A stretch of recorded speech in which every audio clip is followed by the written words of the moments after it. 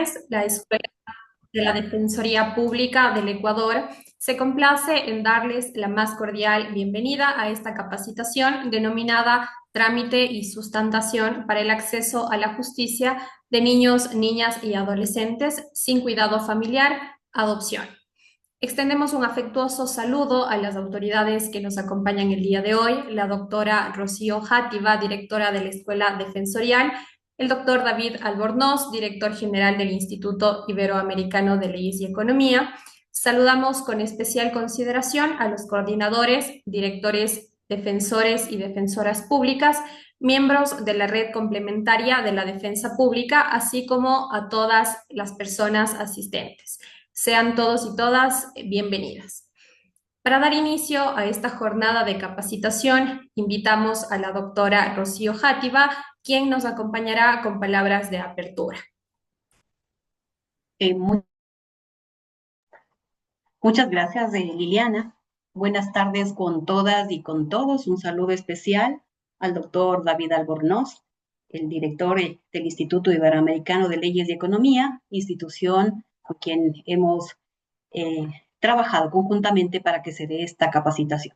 Señoras y señores ponentes, señoras y señores defensoras y defensores públicos, reciban un cordial saludo de parte de nuestra primera autoridad, el doctor Ricardo Morales Vela, defensor público general. Es un honor para mí darles la más cordial bienvenida a esta capacitación sobre trámite y sustanciación para el acceso a la justicia de niños, niñas y adolescentes, dirigida a defensoras y defensores públicos, así como a miembros de la red complementaria de la defensa jurídica pública. Esta jornada de formación responde a un compromiso profundo con la protección integral de los derechos de la niñez y adolescencia en situaciones de vulnerabilidad y con el fortalecimiento de las capacidades de quienes desde el ámbito jurídico desempeñan un rol clave para garantizar su acceso a la justicia y su derecho a vivir en familia. Agradecemos su presencia y disposición para seguir construyendo una justicia más humana, inclusiva y especializada. Esperamos que esta capacitación sea un espacio enriquecedor de reflexión, aprendizaje y diálogo en beneficio de aquellos que más lo necesitan. Muchas gracias nuevamente a todos por su presencia, por su puntualidad. Bienvenidas y bienvenidos. Muchas gracias, doctora, por sus palabras. De esta forma damos por iniciado este programa académico y daremos paso a la presentación de la primera ponente para el día de hoy, quien es la doctora Gabriela Álvarez, defensora pública de la Unidad Judicial de Familia, Mujer, Niñez y Adolescencia de Pichincha. Vamos a dar lectura a su presentación para que podamos conocer un poco más acerca de su formación y su experiencia. La doctora Gabriela Álvarez es abogada de los tribunales y juzgados de la República del Ecuador por la Universidad Central del Ecuador, máster en Derechos Humanos por la Universidad Andina Simón Bolívar, sede Ecuador. Tiene un posgrado en Derecho Procesal Penal por la Universidad Externado de Colombia y un diplomado en litigación oral por la Universidad Internacional del Ecuador. Bienvenida, doctora. Muchas gracias, buenas tardes. ¿Sí se me escucha? Sí, la escuchamos bien. Muchísimas gracias, doctora Játiva, directora de la Escuela Defensoral. Muchísimas gracias por la invitación. A todos y a todas las presentes, gracias por estar puntualmente para poder conversar en este tiempo. Pues bien, por parte de la Defensoría Pública se me ha requerido que pues conversemos acerca del trámite y la sustanciación para acceso a la justicia de niños, niñas y adolescentes sin cuidado familiar, justamente en este tema de adopción.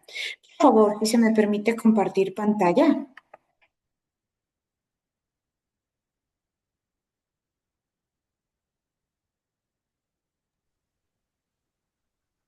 ¿Sí se ve? Sí, muchas podemos ver su gracias. presentación. Le agradezco. Perfecto, entonces empecemos. Nosotros debemos tomar en consideración justamente en calidad de defensora pública cuáles son las actuaciones que nosotros debemos llevar según lo establecido en la Ley Orgánica de la Defensoría Pública. En este tema vamos a tratar los estándares jurídicos nacionales e internacionales aplicables para el tema de la adoptabilidad, ¿Cuáles son estos principios de interés superior del niño, prioridad absoluta y derecho a vivir en una familia? Vamos a verificar cuáles son los criterios técnicos y jurídicos para la declaratoria de adoptabilidad y, para terminar, la identificación de obstáculos estructurales en el acceso a la justicia en los temas de adoptabilidad.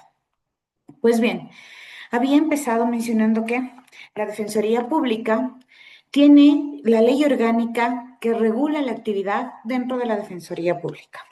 Nosotros debemos remitirnos claramente al artículo 14, numeral 5 de esta ley.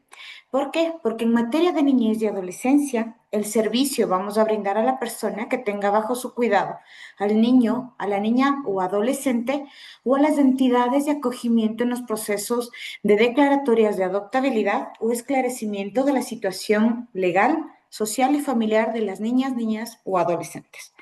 Hay que empezar desde este punto, a razón de que nosotros tomamos en consideración que la actividad de la Defensoría Pública es justamente brindarle el patrocinio a las personas que por su situación económica, su situación de vulnerabilidad, en el caso de los niños, niñas y adolescentes, tengan esta condición muy clara, que tengan bajo su cuidado al niño, niña o adolescente. Esto quiere decir que no únicamente va a ser a la madre, también podemos brindarle patrocinio al padre, a la familia ampliada, a los abuelos, a los tíos, y haciendo este esclarecimiento a a los establecimientos que tengan bajo su cuidado, bajo el acogimiento para los procesos de declaratorias de adoptabilidad.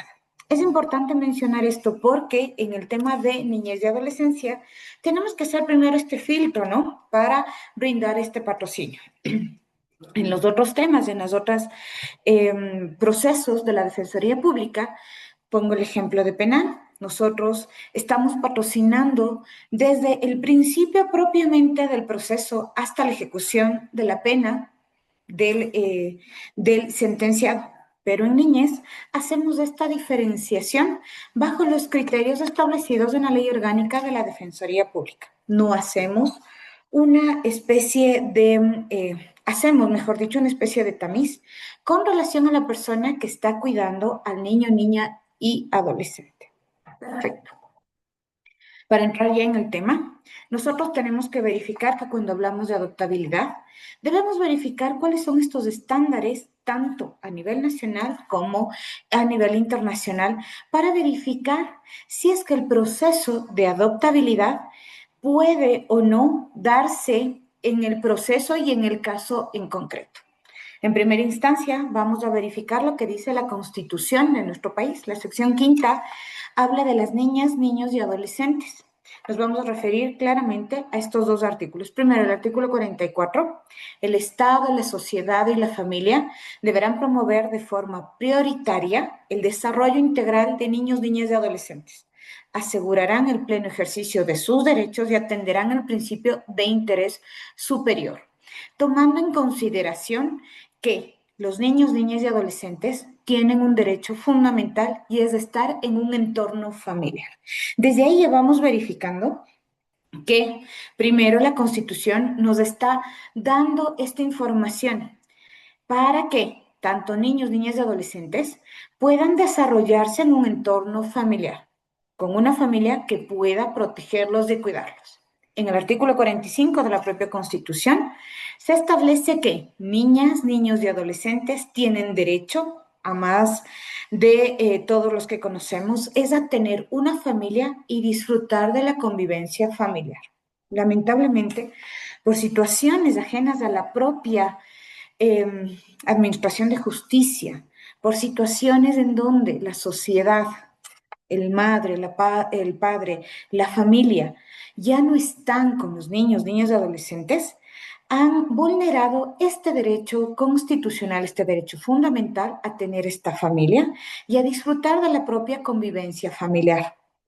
Cuando nosotros estamos tramitando aquí en la unidad y vienen las madres, los padres, la familia ampliada y me dicen, por ponerles un ejemplo, mire, estamos en un proceso de visitas, pero claro, yo no voy a permitir que el padre, la familia, vean al niño o a la niña, y se hace esta especificación. La convivencia familiar es un derecho de los niños, niñas y adolescentes, mas no de los adultos. ¿En qué sentido? En que por el mismo proceso de adaptación, de crecimiento, es el derecho de ellos de tener a esta familia que siempre esté vigilando y protegiendo los derechos de este grupo vulnerable. Nosotros debemos verificar también que el artículo 175 nos menciona que niñas, niños y adolescentes estarán sujetos a una legislación y a una administración de justicia especializada. Es por esto que se han creado estas unidades para que, tanto que defensores, jueces, oficina técnica, tengan esta especialización para que estemos capacitados en tener estos conocimientos necesarios y sepamos que la justicia a favor de niños, niñas y adolescentes debe tener un matiz diferente para que al tener esta debida capacitación se puedan aplicar principios de la doctrina de protección integral a este grupo. La Administración de Justicia Especializada está dividida, ¿no?, en una competencia que es protección de derechos, estamos hablando en el tema de niñez, y en responsabilidad de adolescentes infractores. El CONA, el Código Orgánico de la Niñez y Adolescencia, aterrizando un poquito más, ya hemos verificado qué dice la Constitución. Ante los hechos de orfandad, abandono, situaciones o de grave riesgo a los que están expuestos niños, niñas y adolescentes, este código prevé a la institución de la adopción como esta medida para garantizar su derecho a pertenecer a una familia, disfrutar de la convivencia para un desarrollo integral en los aspectos físicos y emocionales. Estos aspectos físicos y emocionales permiten que el adulto responsable, el adulto que está con estos niños, niñas y adolescentes, sea el protector de los derechos de estos niños. Esta adopción, esta figura, la vamos a traducir como una medida siempre garantista de este grupo. Hemos visto ya, tanto en la Constitución como el Código Orgánico de la Niñez y Adolescencia, que tienen esta característica de protección, pero a nivel internacional, nosotros también tenemos la posibilidad de verificar que en el artículo 21 de la Convención sobre los Derechos del Niño establece que los estados partes que reconocen o permiten el sistema de adopción cuidarán de que el interés superior del niño sea la consideración primordial. Y en el literal A dice, velarán porque esta adopción del niño solo sea autorizada por las autoridades competentes que se traducen a jueces especializados, los que determinarán con arreglo a leyes y a procedimientos aplicables y sobre la base de toda información pertinente y fidedigna que la adopción es admisible en vista de la situación jurídica del niño. Esto es importante y les había subrayado esto porque vamos a verificar un poco más adelante cuál es este propio trámite que se tiene que hacer primero en una fase administrativa y luego en una fase jurídica para ver si es que es admisible o no el proceso de adopción aquí en nuestro país en relación con sus padres, parientes, representantes legales y que cuando así se requiera, las personas interesadas hayan dado con conocimiento de causa su consentimiento a la adopción sobre la base del asesoramiento que pueda ser necesario. Este artículo 21 es muy importante, insisto, porque para nosotros acceder al procedimiento, al proceso de adopción, vamos a mirar que dentro de la fase judicial, los jueces tienen esta capacidad de verificar punto por punto lo que corresponde en una adopción, porque es tan importante garantizar que los padres que van a hacerse cargo de los niños, niñas y adolescentes sean las personas más adecuadas para el cuidado de estos niños. Perfecto. Hemos hablado entonces ya en forma general de cuáles las leyes que nosotros vamos a poder aplicar. Pero claro, ustedes han escuchado estos principios: el interés superior de los niños, niñas y adolescentes, prioridad absoluta y el derecho a vivir en familia. Cada que nosotros intervenimos, siempre vamos a mencionar en nuestras intervenciones el interés superior de los niños. Pero, ¿qué tenemos que entender? Y el CONA, claramente en el artículo 11 dice, el interés superior del niño es este principio que está orientado a satisfacer el ejercicio efectivo del conjunto de los derechos de niños, niñas y adolescentes. Ejercicio efectivo del conjunto de derechos, no solo de uno, e impone a las autoridades, tanto administrativas como judiciales, y a las instituciones públicas y privadas el deber de ajustar sus decisiones y acciones para el cumplimiento de estas decisiones. Para apreciar el interés superior del niño se considerará la necesidad de mantener un justo equilibrio entre los derechos y deberes de los niños, niñas y adolescentes, en la forma que mejor convenga a la realización de sus derechos y garantías. Cuando nosotros hablamos del interés superior del niño, tenemos que hacernos una idea más o menos en la que vamos a visualizar que va a ser más o menos como la estructura de un proceso que desde el principio hasta el fin del mismo, este interés superior del niño se tiene que visualizar, porque no estoy hablando solamente de un solo derecho a la educación, el solo derecho a la alimentación, no, más bien este conjunto de todos los derechos que este grupo vulnerable tiene y que tiene que ser respetado a cabalidad. Nosotros también tenemos que hablar dentro del interés superior del niño de este equilibrio entre los derechos y los deberes de los niños.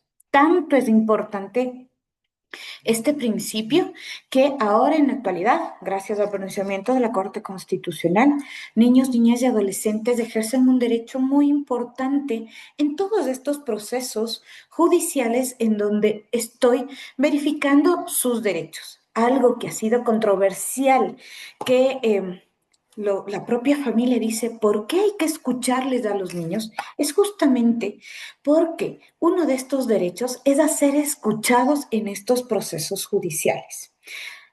Les pongo en consideración en los procesos de tenencia, para ponerles un ejemplo. Es importante que según la edad, según la madurez del niño, el juez pueda escuchar a los niños, a las niñas y adolescentes y les haga preguntas tan simples, ¿no? Mira, estamos en este proceso en donde tu derecho a está siendo controvertido por tu padre, por tu madre. Y necesito escucharte, necesito saber qué es lo que vas a querer tú. El ser escuchado le permite justo este tipo de garantías. ¿Por qué? Porque se están verificando. Imagínense que un niño, 12, 13 años, puede elegir con qué padre, con cuál de los padres irse a vivir. Esta es una forma de garantizar el interés superior del niño, no simplemente los adultos estar presentes en el acontecimiento de del día a día de la vida de los niños, sino más bien ellos mismos y hacer justo esta forma efectiva de garantizar el derecho de ellos. Otro de los principios, y el CONA lo establece en el artículo 12, es la prioridad absoluta.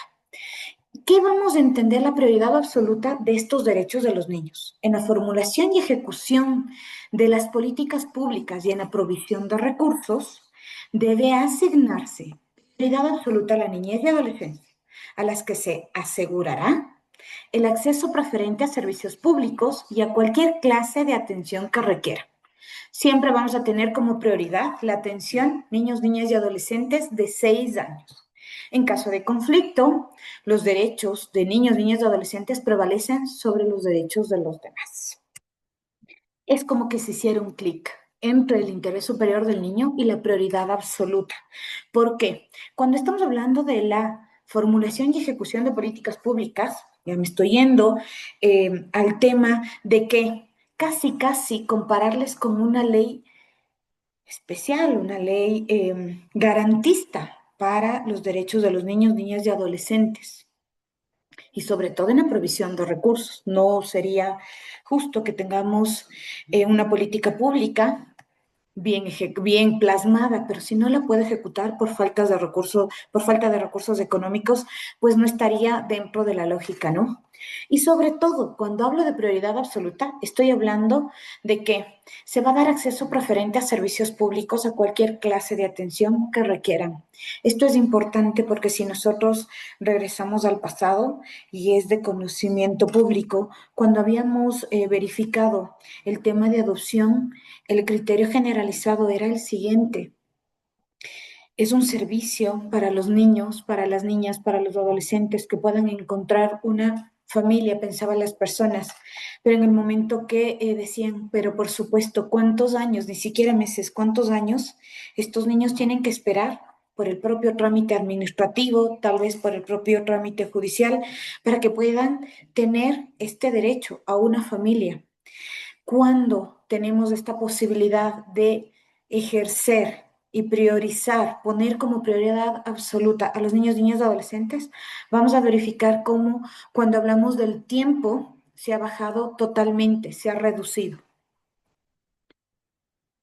Uno de los derechos y de principios, sobre todo, que tenemos que tomar en consideración es el del ejercicio progresivo. El artículo 13 dice: el ejercicio de los derechos, garantías y el cumplimiento de deberes y responsabilidades de niños, niñas y adolescentes se harán de manera progresiva, de acuerdo a su grado de desarrollo y madurez. Un ejemplo muy, muy claro y que nosotros podemos verificar es en el tema de visitas, ¿no? Hemos dicho que los niños tienen ese derecho más que el de los padres, es el propio de los niños. Pero si ustedes me dicen, claro, el padre quiere llevársele a una niña de 1 año un fin de semana, ¿cuándo verificamos el desarrollo y madurez de los niños? Mientras van creciendo, este ejercicio progresivo se amplía, nos da la posibilidad de agrandar, en el ejemplo de tenencia, los tiempos de visita. Si es que verificamos que existe una buena relación con el padre que ha solicitado este proceso judicial, vemos que esta progresividad en el ejercicio de el derecho que corresponda siempre va a ser a favor de este niño, niña y adolescente. No es lo mismo hablar, como les pongo, de una niña de 1 año versus de un adolescente de unos 13 años, en donde hay esta forma más clara, más tangente, cuando hablamos del ejercicio progresivo de estos derechos y de las responsabilidades. De igual manera, en el artículo 14 se establece la aplicación e interpretación más favorable al niño, niña y adolescente. Es algo que llama la atención y sobre todo para la Administración de Justicia, cuando dice: ninguna autoridad judicial o administrativa podrá invocar falta o insuficiencia de norma o procedimiento expreso para justificar la violación o desconocimiento de los derechos de niños, niñas y adolescentes. Y ahí es cuando nosotros debemos aterrizar esta necesidad de que jueces, de administradores de justicia, que defensores públicos, que los propios trabajadores de estas unidades sean especializados. ¿Por qué? Porque al no tener esta capacitación, este conocimiento justo para este grupo, niños, niñas y adolescentes, podríamos estar violentando los derechos de estos niños al mencionar: es que no tengo, es que no hay, es que no sé cuál procedimiento, cuál derecho es a favor de los niños, niñas y adolescentes. Es un avance importantísimo, importantísimo que existan estas unidades judiciales y con estas características, ¿no? Familia, mujer, niñez y adolescencia. ¿Para qué? Para que exista esta aplicación e interpretación de lo que es más favorable para niños, niñas y adolescentes. Eh, una crítica realmente que sale muy, muy, muy mía, es que cuando hablamos de acciones de protección, justamente en donde verificamos violación de derechos de niños, niñas y adolescentes, por la propia forma en la que la ley de garantías jurisdiccionales está diseñada, sin quitar la importancia que tienen los otros jueces, los propios jueces de estas unidades no puedan conocer este tipo de procesos judiciales y se ven vulnerados. Ojo, estoy diciendo, es una crítica muy personal y cualquier juez puede conocer de estas violaciones cuando tenemos jueces muy preparados, cuando tenemos defensores públicos, mis compañeros también de los consultorios jurídicos que pueden tranquilamente realizar y aplicar todo este conocimiento a favor de los niños, niñas y adolescentes. Pues bien, ya tenemos este bagaje de información de la ley. Pero claro, ahora vamos a verificar cuáles son estos criterios técnicos y jurídicos para la declaratoria de adoptabilidad. Vamos a aterrizar este conocimiento en el propio proceso. Perfecto.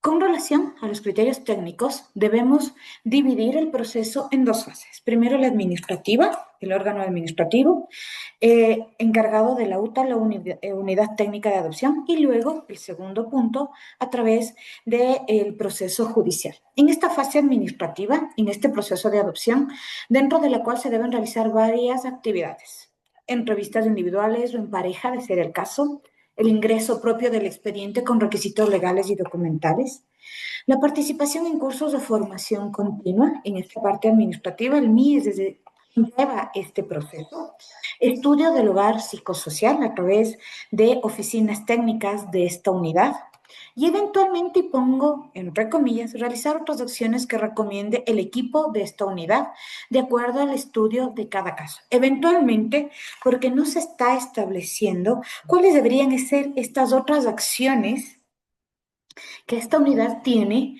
para avanzar en esta fase administrativa.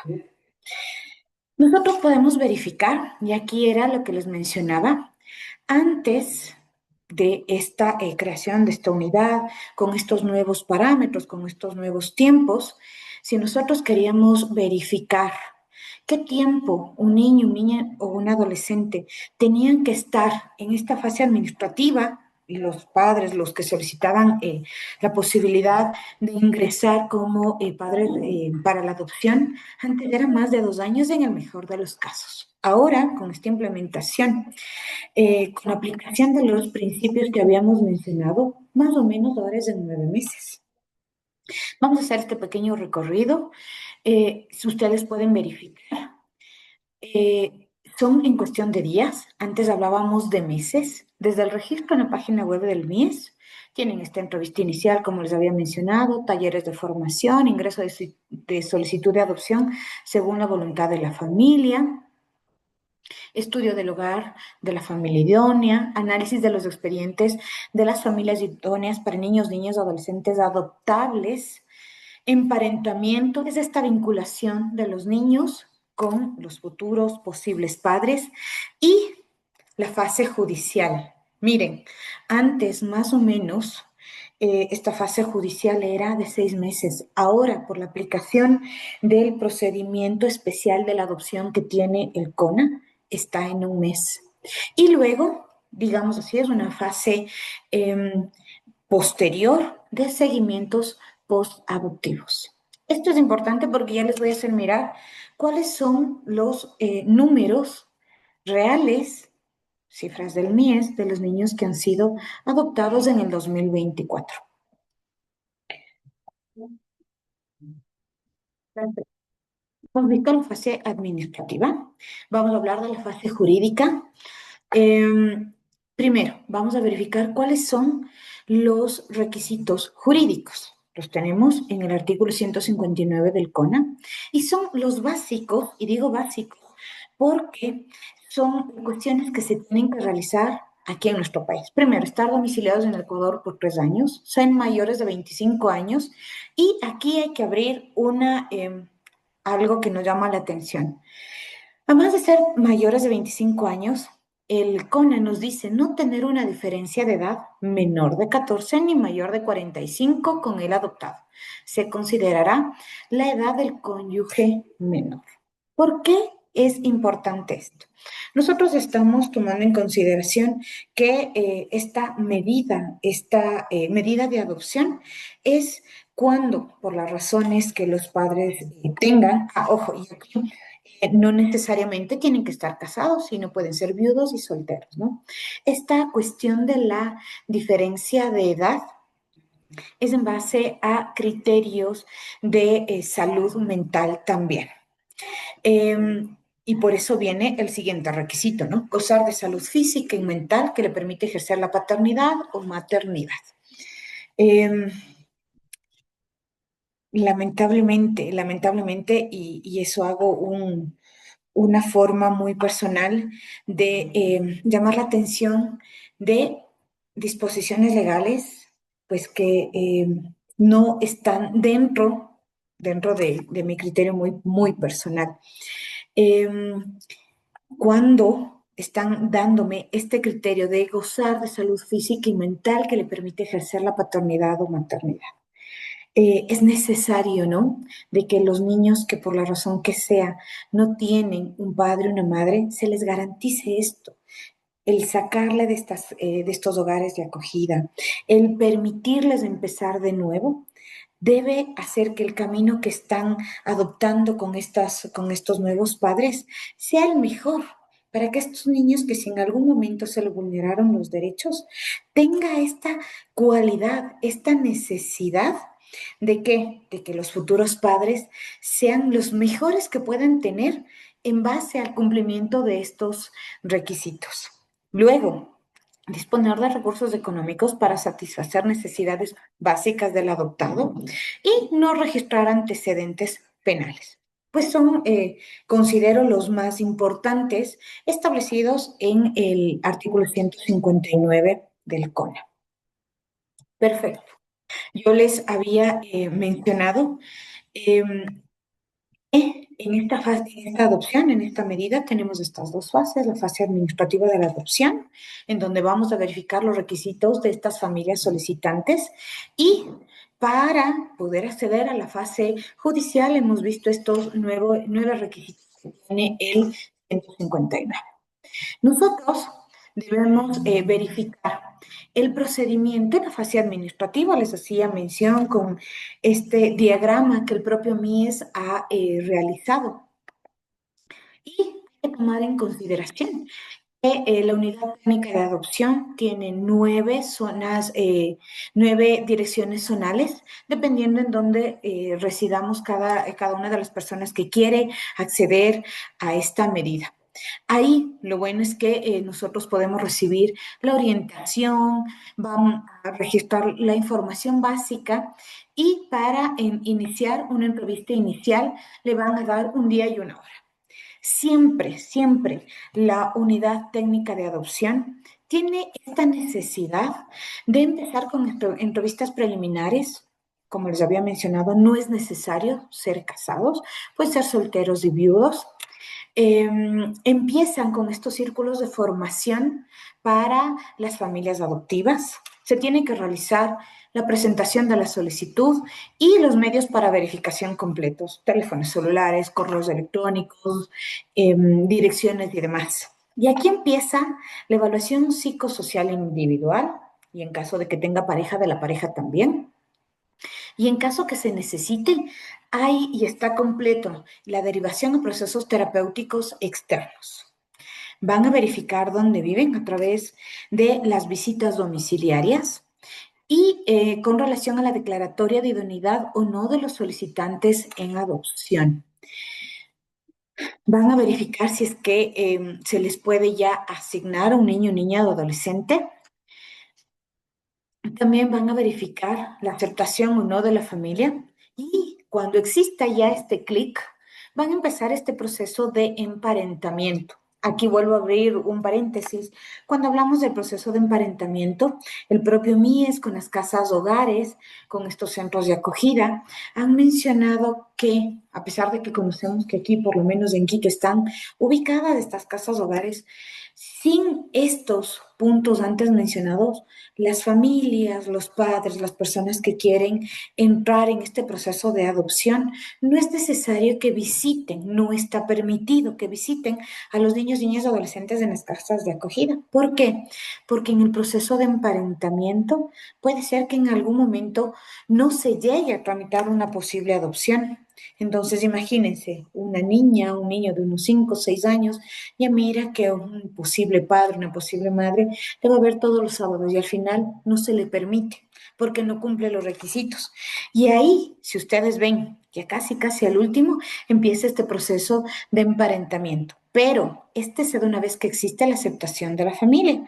Si el proceso de emparentamiento es exitoso, el niño ya va a pasar a vivir con su familia. Y luego, pues, el seguimiento posadoptivo durante 2 años. Ok.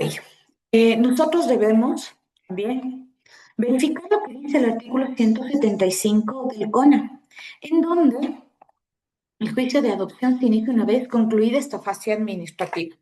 Este procedimiento a través del cual, por sentencia judicial, se declara la calidad de hijo o hija y padres y madres adoptivos y se ordena la inscripción en el registro civil.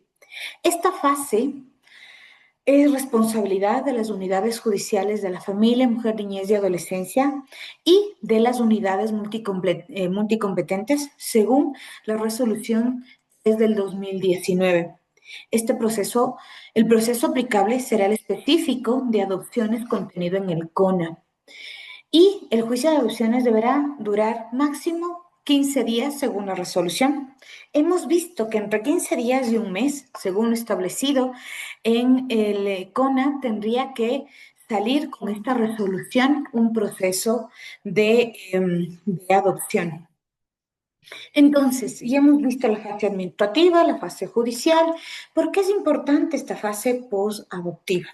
Porque en esta fase las familias adoptivas nacionales de niños, niñas y adolescentes reciben asesoría y orientación por parte de las unidades técnicas, quienes van a estar en todo este proceso de adaptación. Debemos tomar en cuenta que más de los principios que habíamos verificado, un principio de confidencialidad y reserva de información siempre va a estar presente. La información sobre la familia del niño, niña y adolescente de adoptados es reservada. Claro, y ustedes me van a decir, pero ¿y si es que quieren saber sus orígenes? Toda persona adoptada tiene derecho a conocer su origen, su historia, su cultura, por lo cual van a poder solicitar a la gestión de adopciones la información que le permita garantizar su derecho a una identidad. Cuando adoptas, no importa el rostro, edad, etnia o condición de salud.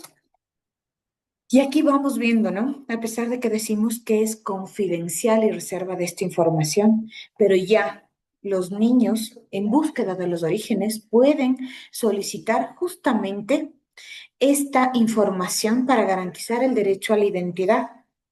En algunos casos se ha visto que ya cuando están más grandes, ¿no? Estamos hablando de adolescentes, les piden a los padres, justamente a los padres adoptantes, que necesitan saber de dónde vienen, a pesar de que ya tienen una nueva familia, nuevos padres, nuevos hermanos, es necesario que por parte de la administración de la gestión de adopciones se tenga en consideración esta opción con derecho a las solicitudes que tienen los niños, niñas y adolescentes. Y bueno, para terminar, yo les había mencionado el proceso de la adopción versus en otros años es un proceso muy rápido, muy rápido.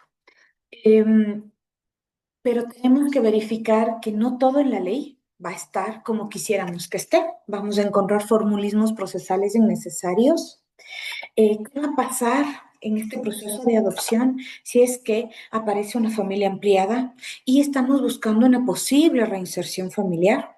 Y realmente es rápido.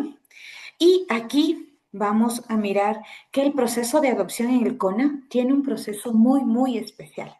¿Por qué? Primero vamos a hablar de que si es que es expedito o no.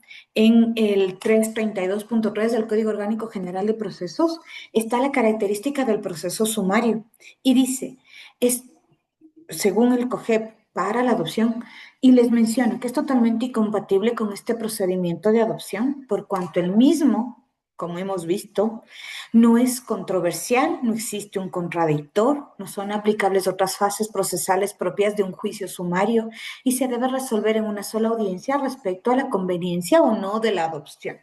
Entonces, verificamos que según el COGEP debería ser sumario, rápido, pues no va por el camino.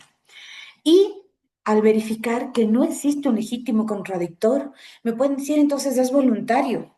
Y claro, el proceso de adopción es un proceso voluntario y es más asimilable a la adopción porque se resuelve sin una contradicción. Existe un inconveniente al adoptar esta clase de procedimientos, pues de acuerdo al 335 del COGEP, admitida la resolución de la jueza, se dispone una citación a las personas interesadas o que puedan tener interés en el asunto. El 336 del Código incluso prevé la posibilidad de oposición de las personas citadas o en cualquiera que acredite interés jurídico en el asunto. Lo que no procede en adopción, en la que el único interés es el bienestar de niños, niñas o adolescentes. Entonces, hemos verificado que expedito no entraría en la calidad de sumario y voluntario, a pesar de que no existe legítimo contradictor, no entra en esta categoría. Más bien, debemos verificar cuál es el proceso en el CONA. Primero, el proceso administrativo que habíamos visto. El proceso judicial empieza con la demanda que debemos adjuntar el expediente administrativo de la Unidad Técnica de Adopciones. El juez, y miren aquí la rapidez, ¿no? En 72 horas examinará los requisitos y los documentos que nosotros adjuntemos. Estos requisitos se tienen que ver si es que desde el momento que viene de la unidad cumplen o no con los presupuestos de adoptabilidad y calificación de los adoptantes.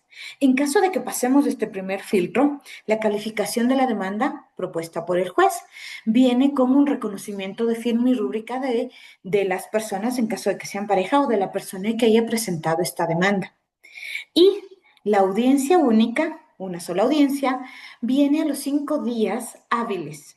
Se tiene que comparecer personalmente y aquí el juez va a interrogar a los padres, al padre o a la madre, del conocimiento jurídico y social de la adopción y también ejerciendo los derechos de los niños, niñas o adolescentes, se le va a oír a el niño según la edad, ¿no? Y al final va a emitir una sentencia y esta es susceptible de una apelación. Algo importante que hemos visto en los criterios generalizados de la adopción, nosotros teníamos en el conocimiento general de la ciudadanía que adoptar a un niño era muy, muy retardado, a veces muy difícil. El MIES cada año sigue sacando cuántos niños, según la zona distrital, han sido adoptados.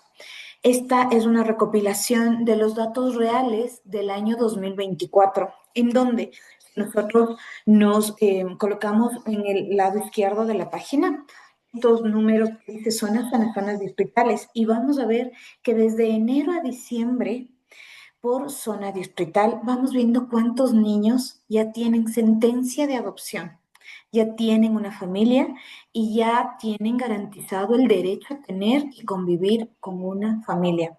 En el 2024, 103 niños a nivel nacional fueron adoptados. ¿Eso qué quiere decir? Tenemos la posibilidad, más o menos, de entender que en estas 9 zonas distritales, por ejemplo, en enero y diciembre, más o menos con abril, son los meses que más ha actuado la Administración de Justicia, jueces, defensores, unidades técnicas, oficinas técnicas, unidades judiciales, han trabajado más para ejercer todos los principios para garantizar los derechos de niños, niños y adolescentes con relación a esta medida de adopción.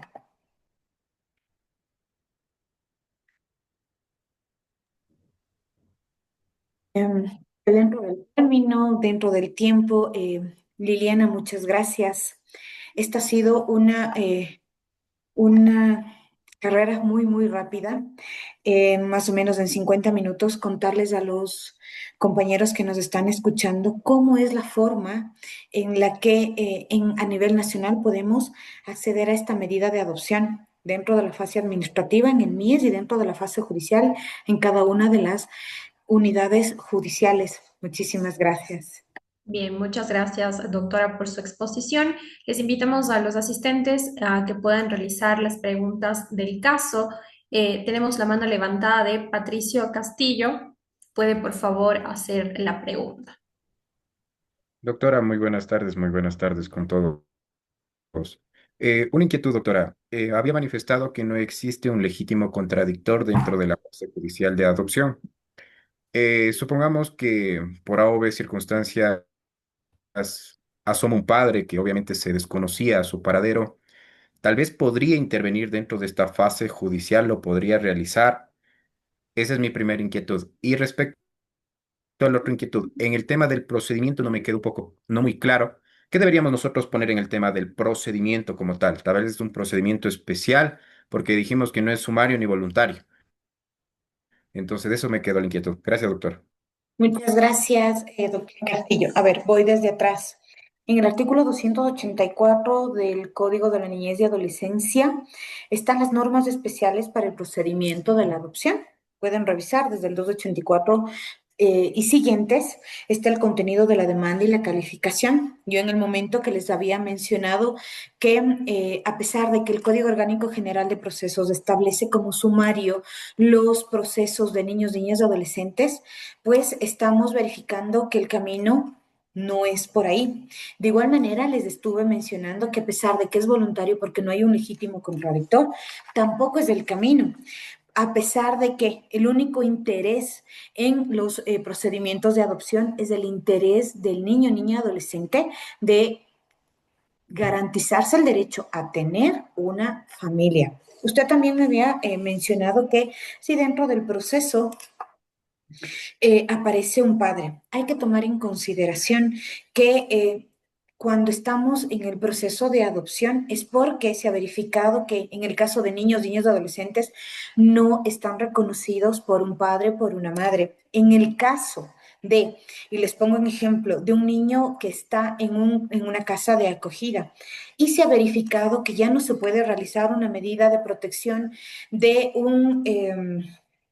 de una reinserción familiar, lo que se corresponde en ese momento es realizar el tema de una privación de patria potestad y conjuntamente una declaratoria de adoptabilidad, porque caso contrario, imagínense poner en adopción un niño que legalmente tiene un padre o una madre no correspondería. Más bien lo que se tiene que hacer es esta privación y en el momento de la privación, aquí en las unidades judiciales, lo que corresponde seguidito, seguidito, es esta declaratoria de adoptabilidad. Gracias, doctor. Gracias, doctora, por su respuesta. Vamos a dar paso a la siguiente pregunta por parte de Cristian Ulloa. Doctora, buenas tardes. Doctora, es un tema muy importante, ¿no? Casi estos tipos de conferencias no se dan. Tengo dos preguntas.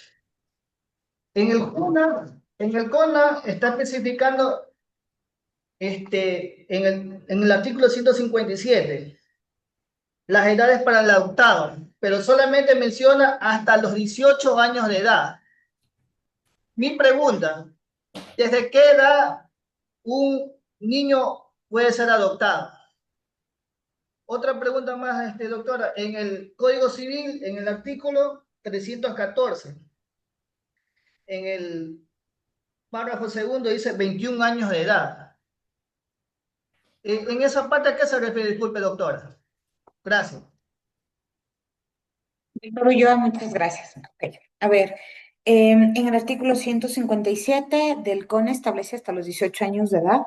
Nosotros vamos a tomar en consideración que cuando cumplimos 18 años de edad somos mayores de edad. En algún momento yo comparecí a una audiencia justamente aquí y me permito dar el nombre del juez que estaba en la audiencia, el doctor Jacome, uno de los mejores jueces, creo que en el tema de niñez en la unidad tercera se ha podido verificar. ¿Qué fue lo que pasó para que usted entienda esto de los 18 años? Una adolescente que estaba en una casa de acogida cumple los 18 años y tenía que terminarse este acogimiento institucional. Comparecemos a audiencia y le dice una frase súper importante. A los 18 años eres dueña de tu vida. Era una adolescente. Eres dueña de tu vida. Tú vas a decidir. Entonces, la edad En el momento que nosotros cumplimos los 18 años, estamos siendo esos dueños, ya deberíamos, ya somos los que vamos a decidir. Entonces, el 157 dice, por excepción, van a tener en cuenta esta edad, ¿no es cierto? Y usted también ha mencionado desde qué edad.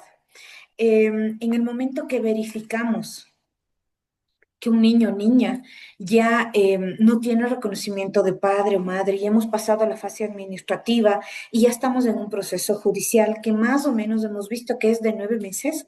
En el momento que estamos ahí, estamos hablando que se cumplen estos tiempos y ya puede ser adoptado o adoptada, ¿sí?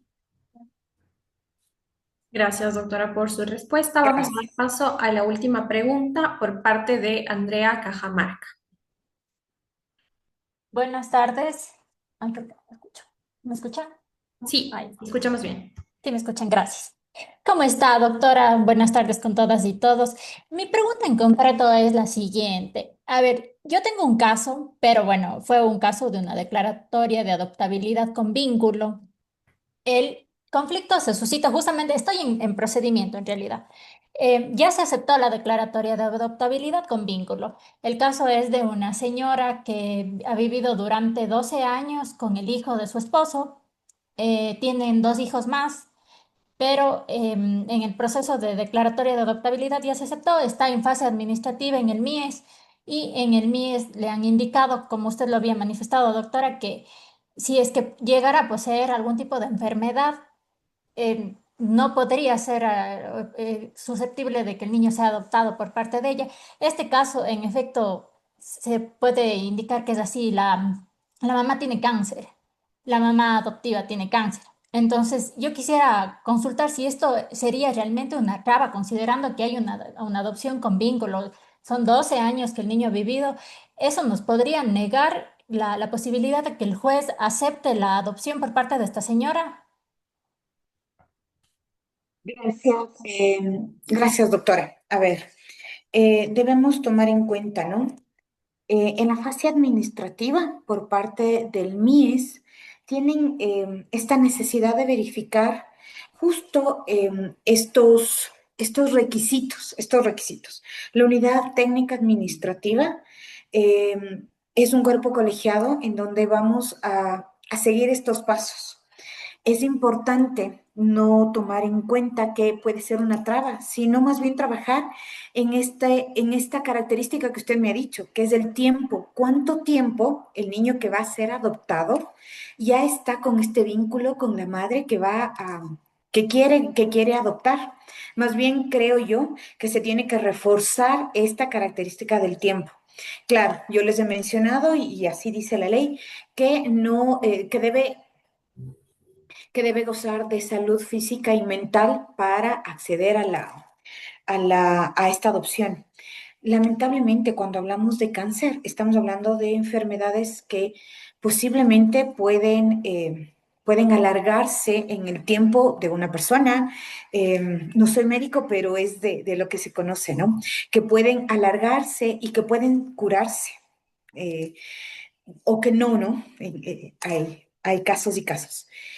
Yo no quisiera tomar como una traba esta cuestión del cáncer, sino más bien dejarla como en segundo lugar y más bien verificar la cuestión del tiempo que ha permanecido el niño. Trabajar en este vínculo para que por parte de la UTA nos permita continuar con esta fase administrativa. Hay que trabajar también en el momento que si es que pasamos, vamos al proceso judicial y en la demanda adjuntar estos documentos en donde yo le digo al juez, mire, actuar con la verdad, ¿no? La mamá está con este criterio médico, pero está trabajando, se ha visto progresos y en la parte que nos interesa a nosotros es el vínculo por el tiempo que está el niño y la madre. Ujú. Bien, muchas gracias, doctora, por esta respuesta. Con ella finalizamos esta primera intervención. Nuevamente le agradecemos por participar de este espacio y damos paso a la segunda intervención que tenemos en la agenda del día de hoy.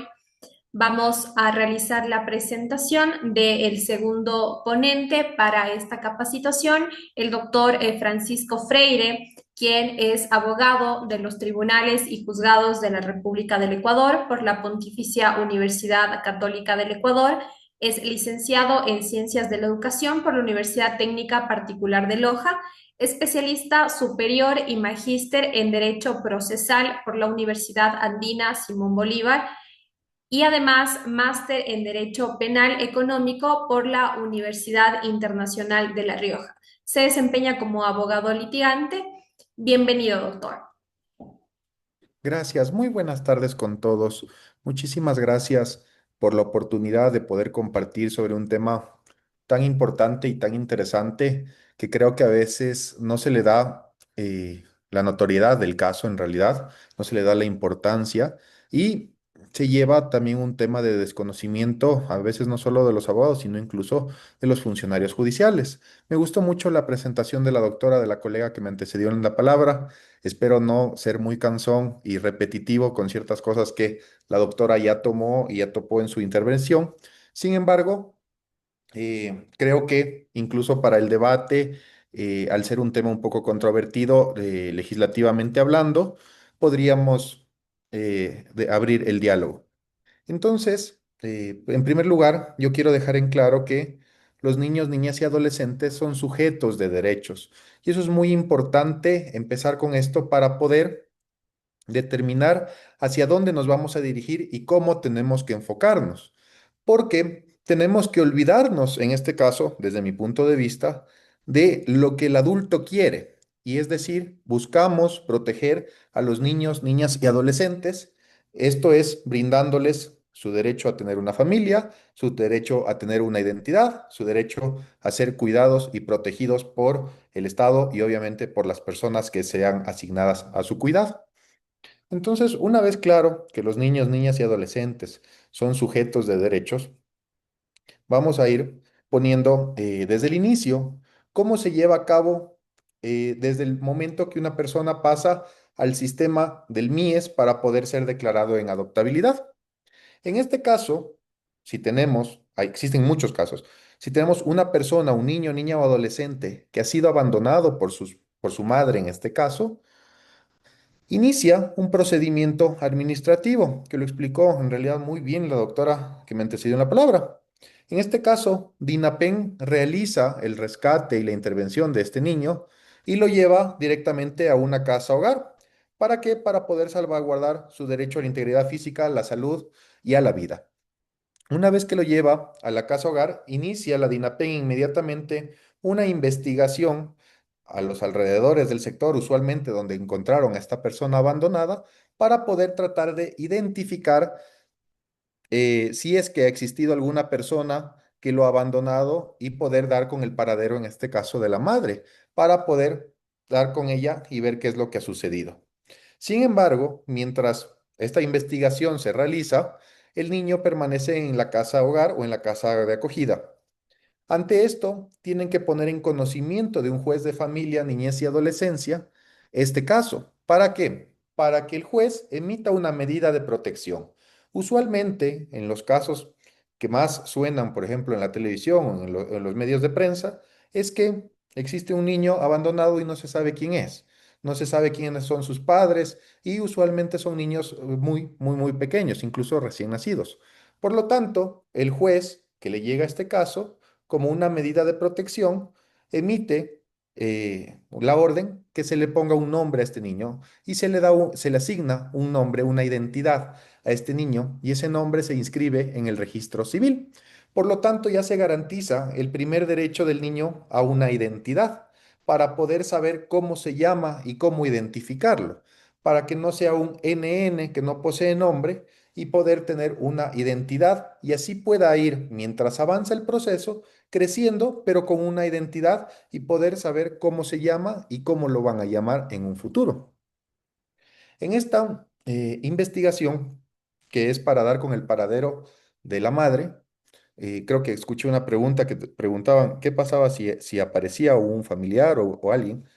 ¿Qué es lo que sucede? Si es que identifican en este caso a la madre, tienen obviamente que poner en conocimiento también de la Fiscalía General del Estado el abandono de una persona, está tipificado dentro del Código Orgánico Integral Penal. Sin embargo, ese es otro tema, pero identifican a la persona y tienen que ver las condiciones en las que se encuentra, si es que puede ser reinsertado en su familia, reinsertado en la familia ya sea directamente con la madre o en la familia materna.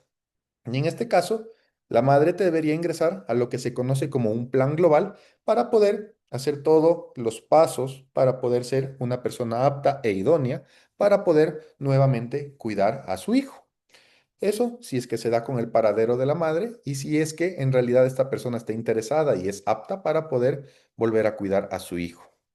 Si no es posible reinsertar al niño o niña en su hogar materno, tiene que pasar al proceso de la declaración de adoptabilidad. Es decir, una vez concluido toda la investigación que realiza la DINAPEN junto con la oficina técnica, se pasa a declararlo en adoptabilidad. Es decir, pasa una lista el niño de niños, niñas y adolescentes que son aptos para ser adoptados dentro del sistema ecuatoriano. Dentro de este sistema ecuatoriano, los adultos que deseen adoptar, tal como lo explicó la doctora que me antecedió en la palabra, tienen que aplicar y cumplir ciertos requisitos. Una vez que aplican, obviamente pasan serias evaluaciones en donde ven las capacidades de estas personas para poder adoptar o no a los niños que se encuentran en adoptabilidad. En caso de haber sido aprobados, el comité se reúne y designa, obviamente, a los niños y empieza el emparentamiento que puede funcionar o no. ¿Esto qué quiere decir? Esto quiere decir que a una familia, a una pareja o a una persona soltera o en estado de viudez, se le asigna un niño y ese niño está designado para ser su hijo que va a ser adoptado. Pero no es que se le entrega y le dice, este va a ser su hijo, este va a ser su papá, este va a ser su mamá. No, esto empieza un proceso de adaptación y emparentamiento que puede durar, y no hay un tiempo específico, que puede durar un tiempo prolongado hasta que las personas vayan creando los lazos entre sí. Se ha podido observar, si es que ustedes han tenido algún caso, que los casos que se puede ver de los niños es que primero se le conversa dentro de la casa hogar quién va a ser su padre, quién va a ser su madre, se le muestra fotografías, quién va a ser su abuelo, quién es su tía, quién es su tío, para poder generarle un contexto y una expectativa a este niño.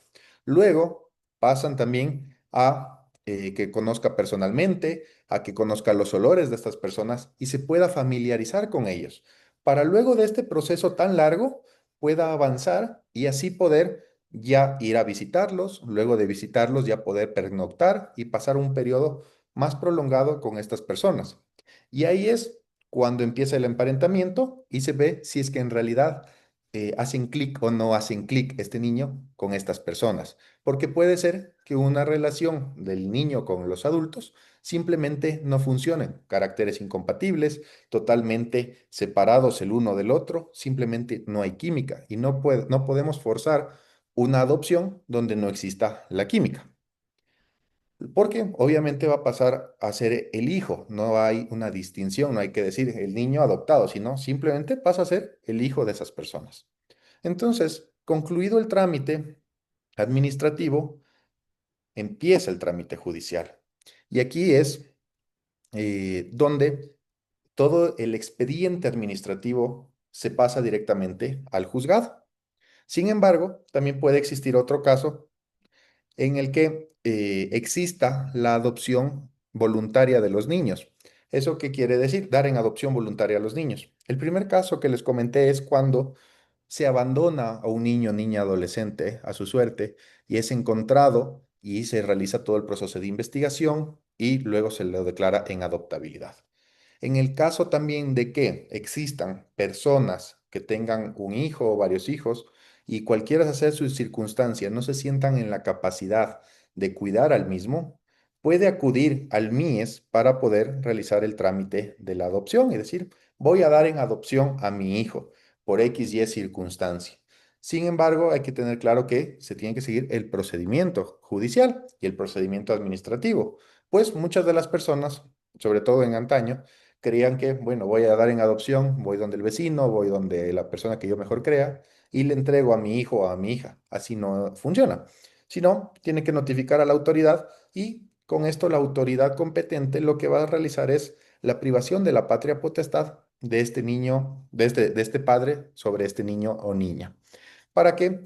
Para que ya no pueda ejercer derechos sobre sus hijos. Es decir, prácticamente le pierde como hijo. Y luego pasa a ser el trámite de declaración de adoptabilidad y pasa nuevamente a la lista de espera con la finalidad de que pueda tarde o temprano encontrar una familia que lo adopte.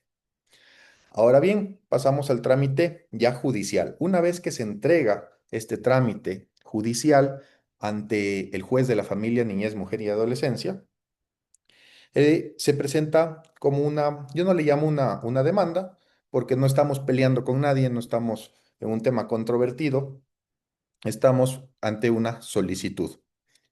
Y esta solicitud se tiene que realizar de acuerdo a las normas previstas en el capítulo cuarto, sección tercera del título décimo del libro tercero del Código de la Niñez y Adolescencia.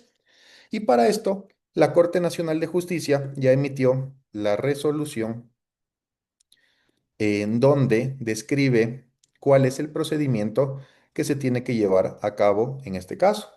La resolución es la 03/2019, que de igual manera ya la citaron. Es el procedimiento judicial para la autorización de adopción de niños, niñas y adolescentes previstos en el capítulo antes ya mencionado. En esto, obviamente, es compatible con lo que nos manda el artículo 284 del Código de la Niñez y Adolescencia. Este es un trámite y en la solicitud que se tiene que presentar ante el juez, no se tiene que poner lo que indicaba la doctora, no se tiene que poner ni trámite voluntario, ni trámite sumario, ni ordinario, ni nada. Únicamente, conforme dice normas especiales, es un trámite especial. Se lo debe tramitar como trámite especial contemplado en el artículo 284 del Código de la Niñez y Adolescencia, en concordancia con la resolución 03/2019 de la Corte Nacional de Justicia. ¿Esto por qué? Porque no existe una contraparte y no se adapta en realidad a ningún procedimiento establecido en el Código Orgánico General de Procesos. Justamente ahora existe un proyecto de ley y espero que lo debatan en los próximos días, en el cual están buscando reformar el Código de la Niñez y el Código Orgánico General de Procesos para establecer un, un procedimiento específico únicamente para el tema de la adopción. Sin embargo, considero que, de acuerdo al Código de la Niñez y la resolución, ya tenemos un procedimiento, se sabe cómo se tiene que hacer y sería redundar, incluso tal vez modificar algunas cosas que actualmente puedan funcionar para los niños. Sin embargo, el procedimiento es el especial. El principio del interés superior del niño, niña y adolescente es la consideración primordial en estos procesos de adopción. Eso nunca lo tienen que olvidar. Muchas veces dentro de los procesos de familia, niñez y adolescencia, la controversia a veces no depende del juez, sino de los abogados que patrocinan las causas, es que es muy adultocentrista. Nos enfocamos en qué quiere mi cliente, qué quiere el adulto, qué es lo que quiere el otro, qué le quiero quitar al otro, y en este caso siempre se olvidan de los niños. Entonces, hago un llamado también a las personas que practiquen los temas de niñez y adolescencia, en que se centren en las necesidades y en el bienestar de los niños, niñas y adolescentes y vean a ellos como sus clientes, porque ellos son los principales afectados. Muchas de las veces yo hablo con mis clientes en realidad y le digo, mire, le podemos patrocinar en esto, pero estamos precautelando también qué es lo que quiere y qué es lo que necesita su hijo, dejando muy de lado todo lo que necesiten los adultos. La adopción tiene como objeto garantizar una familia idónea, permanente y definitiva al niño, niña o adolescente que se encuentre en aptitud social y legal para ser adoptado. Ahora bien, el trámite y la sustanciación judicial. El proceso judicial en adopción consta de dos fases principales. En primer lugar, la presentación y calificación de la solicitud, de acuerdo al artículo 284 del Código de la Niñez. Obviamente, los candidatos adoptantes presentan la demanda ante el juez de la niñez y adolescencia del domicilio donde se encuentra el niño. La demanda debe de estar adjunto el expediente de la unidad técnica de adopciones y dentro de las 72 horas siguientes el juez examina la demanda y los documentos adjuntos. Si se han cumplido los requisitos, el juez califica la misma y ordena el reconocimiento de firma y rúbrica de las personas que están presentando su solicitud Y si los documentos están incompletos, el juez tiene que conceder el plazo de 3 días para poder completar la demanda. Una vez de que esté completo, y si ven que esto se diferencia de un procedimiento voluntario, de un procedimiento sumario, de un procedimiento ordinario, de cualquier tipo de procedimiento establecido en el COGEP, porque necesitamos aquí rapidez, inmediatez respecto de la actuación judicial. No puede este proceso esperar todos los tiempos que usualmente se espera dentro de un proceso judicial. Y otra de las salvedades que se tiene aquí es que no existe el tema de la citación, porque no existe una contraparte a la cual se tenga que citar. Por lo tanto, depende mucho del juez dar trámite expedito a este procedimiento. Una vez calificada la solicitud, existe una fase de la audiencia. Luego del reconocimiento de firmas, el juez va a convocar de oficio a la audiencia dentro de los 5 días hábiles siguientes. Los candidatos adoptantes y el niño o niña o el adolescente asistirán a la audiencia. Y en esta audiencia se va a manifestar y ratificar la voluntad de los candidatos a adoptar al niño. Y aquí el juez no es que los interroga, pero sí hace un tipo de conversación y tiene que hacer un tipo de preguntas para verificar si conocen las consecuencias jurídicas y sociales de la adopción. Porque un juez, más allá de realizar todo el trámite, que es muy frío en la norma, en los temas de familia, es una parte muy humana. Y en este caso sí, los jueces tienen que hacer énfasis en que están dando un paso trascendental en la vida, tanto del niño como en las vidas personales de los adoptantes. Entonces tienen que tener claro las consecuencias jurídicas y las consecuencias sociales de la adopción. Si es que esta persona pasa a ser mi hijo, obviamente pasará a ser mi heredero. Si es que por A o B va a tener derecho a alimentos, va a tener todos los derechos como si fuese un hijo biológico de esta persona. Y de igual manera, ante la sociedad, tiene que ser y debe ser tratado como un hijo biológico de esta persona. No existe la diferencia entre hijos adoptivos o hijos biológicos, simplemente todos son hijos. A tal punto que una vez de que se haya, no interrogado, sino preguntado y conversado sobre el conocimiento de las consecuencias jurídicas y sociales de la adopción a los adoptantes, el juez va a escuchar en privado la opinión del niño o niña, si es que el niño o niña quiere expresarse, porque tampoco le podemos obligar en este caso. Y si se trata de un adolescente, se requerirá obviamente del consentimiento de él. Igualmente, si es que él quiere o no conversar con el juez, se lo hará. Al concluir la audiencia, el juez va a pronunciar su sentencia y obviamente la sentencia puede ser objeto de apelación ante la Corte Superior, en este caso ante la Corte Provincial. Ahora bien, en caso de que se haya aceptado la adopción de este niño, se manda a inscribirlo en el registro civil como hijo de estas personas y se ordena la destrucción del documento previo, es decir, de la partida de nacimiento anterior que exista de este niño, para que únicamente conste la partida de nacimiento como hijo de las personas que le hayan adoptado. Por lo tanto, se borra el pasado de incertidumbre, el pasado de investigación que se ha realizado con el niño o con la niña, para poder dar paso a un nuevo presente, a ese niño, obviamente desde cero, para que pueda hacer su vida y no sea discriminado, estigmatizado por el hecho de haber sido adoptado. Por lo tanto, como les había manifestado, todos los niños, niñas y adolescentes, sean o no sean adoptados, tienen los mismos derechos y se encuentran en las mismas condiciones. Ahora bien, para ir cerrando, creo que es bastante corto el tiempo que me he tomado, pero muchas de las cosas que ustedes vieron ya las trató la colega anterior.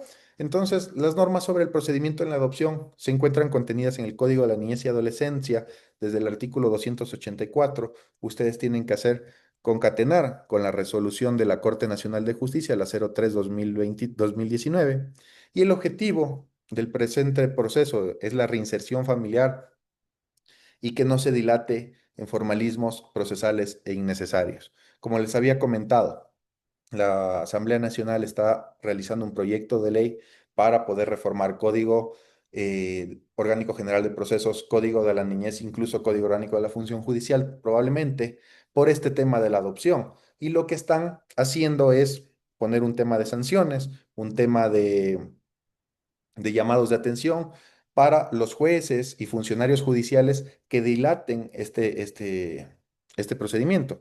Sin embargo, mi punto de vista, como ya se lo expresé en la asamblea, es que por más multas que pongan, no necesitamos multas, sino necesitamos también empatizar y humanizar a la administración de justicia para que sean conscientes desde la persona que trabaja en ventanilla, el momento que le llega una solicitud de declaración de adopción, poder dar trámite urgente a este tema y poder pasarlo inmediatamente, sortearlo y pasarlo inmediatamente al juez que le corresponda sin esperar con los demás procesos que uno ingresa a diario, ponerlo a la fila, sino darle la prioridad necesaria y decirle, señor juez, le acaban de sortear esto, por favor, tiene usted los 5 días que ya conoce, dele trámite, para que así se pueda agilizar, más allá de que se pongan multas o sanciones o destituciones, lo que sea, es humanizar también a las personas dentro del derecho de familia y así poder tener un derecho más humano, un derecho más amigable ante los derechos de los niños, niñas y adolescentes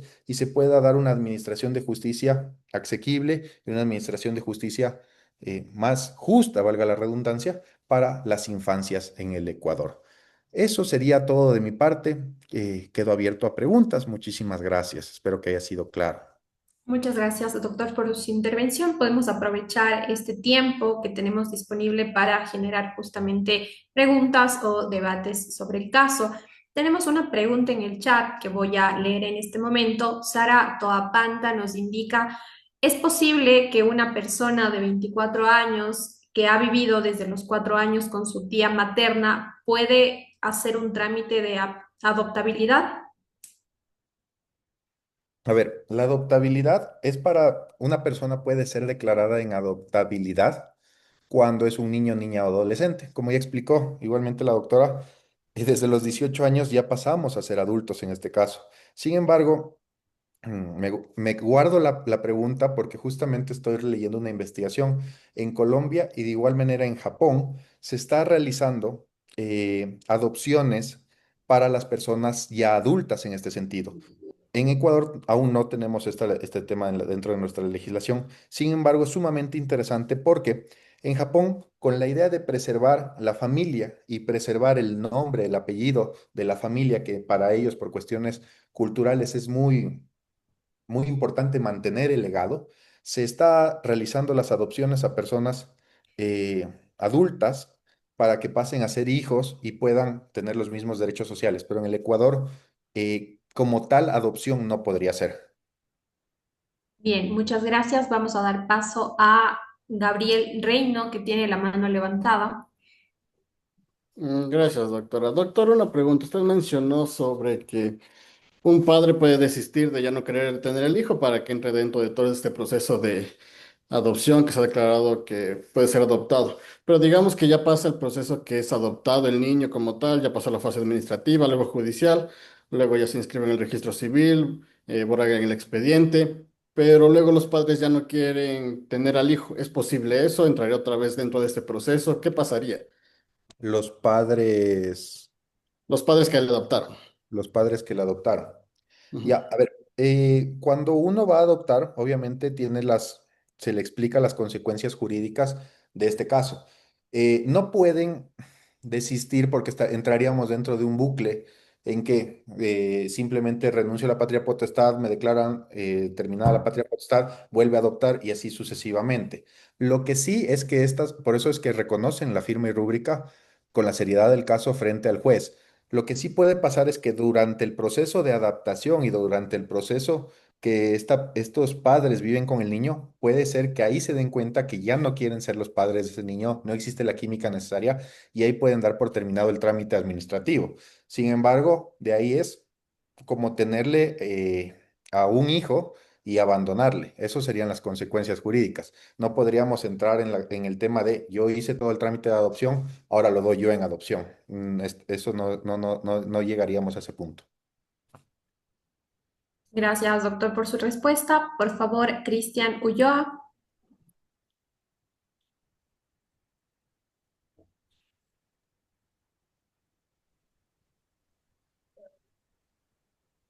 No le escuchamos, Cristian. Sí, doctor, buenas tardes. Doctor, una pregunta.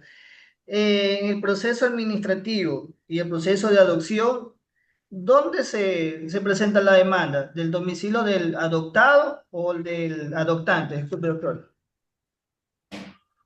Del domicilio del niño, niña, adolescente, donde se encuentra este niño. Gracias, doctor. Bien, tenemos la mano levantada de Camila Ponce. Por favor, puede hacer su pregunta. Muy buenas tardes, mi nombre es Camila Ponce, soy estudiante de la Universidad de Cuenca y más que una pregunta quisiera saber su opinión, doctor, respecto a que también hablamos de que era posible como extender un espacio de debate.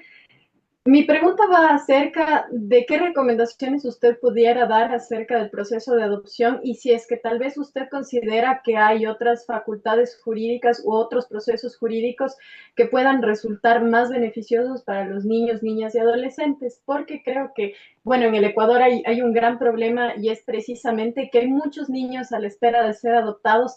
Sin embargo, precisamente por el trámite que suele ser muchas veces extenso, que puede encontrar muchas trabas, los niños no suelen ser adoptados. Y también como quisiera poner en contraste acerca de esta otra posibilidad que se suele dar como sobre todo en Estados Unidos y que solemos ver en las películas acerca de que, por ejemplo, hay familias que pueden acoger a los niños y el Estado les paga. Quisiera saber más o menos qué es lo que usted considera y bueno, eso. Muchas gracias. Ya, perfecto. Me encanta esto porque topamos un tema sumamente sensible en el tema estatal en realidad.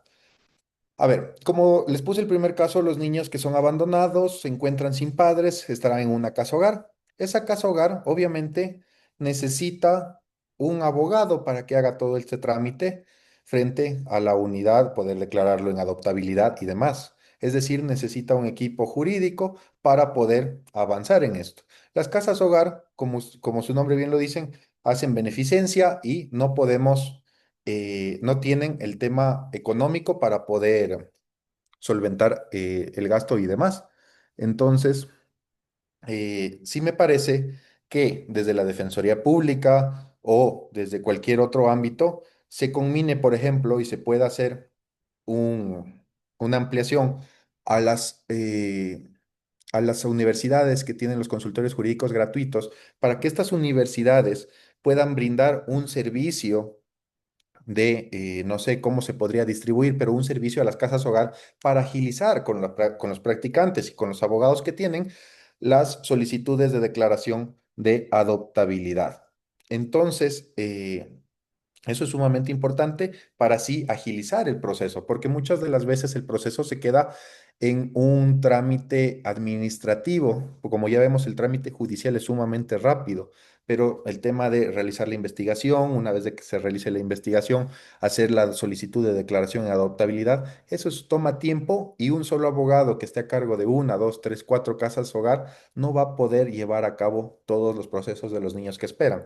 Pero si se brinda la facilidad de que más abogados del sector público puedan patrocinar este tipo de causas, yo creo que se descongestionaría muchísimo más. Eh, de igual manera, el tema de que padres puedan acoger a los niños y se les pague, eh, tengo un poco de recelo respecto a eso debido a los mismos casos que se ha visto en Estados Unidos. Es que muchas de las personas lamentablemente hacen un negocio de esto, entonces adoptan niños, no les dan los cuidados más que mínimos o los tratan simplemente como personas que trabajen para ellos y les dan un techo, les dan comida, les dan educación, pero no solo es eso, una adopción. La adopción es formar parte de una familia, la adopción es también recibir afecto, tener la confianza con mi papá, con mi mamá, de yo poder explayarme en lo que me sucede y poder tener un crecimiento íntegro. En este caso, existiría ese riesgo que también se ha visto en las denuncias, por lo tanto, no compartiría yo el tema de que existan hogares que recepten los niños a cambio de una paga para hasta que se haga el tema de la adopción.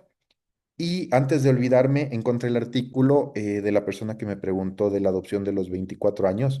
El artículo es el 314 del Código Civil, donde nos dice que solo para los efectos de la adopción se tendrá como menor de edad a los que no cumplen 21 años Entonces, 24 años ya no entraría dentro de este tema. Justo es el 314 del Código Civil.